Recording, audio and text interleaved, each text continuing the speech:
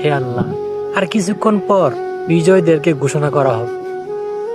তুমি তাকেই বিজয় কইর যেই লোক সংসদে গেলে আমাদের শরীফ শহীদ উসমান হাদিবের হত্যার বিচার পাবো।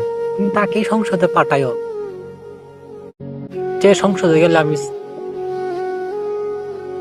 আমরা সাইদি হত্যার বিচার পাবো, তুমি তাকেই সংসদে পাঠাইও। যে সংসদে গেলে আমাদের দেশটা সুন্দর হবে, সাথে মুক্ত হবে, দুর্নীতি মুক্ত হবে,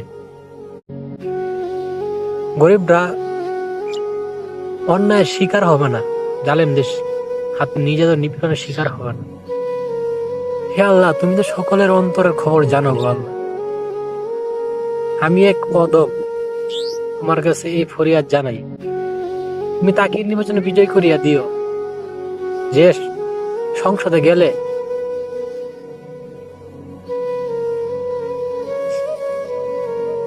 তোমার কোরআনের যে বাণী,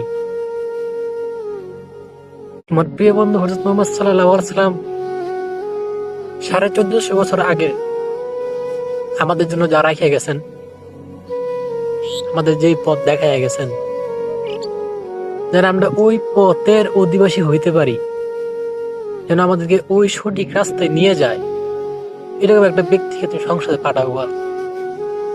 হে আল্লাহ, দেশটার মধ্যে অনেক দুর্নীতি হয়েছে গো আল্লাহ। এবারের মতো তুমি দেশটাকে এক স্থির করিয়া দাও বাবা।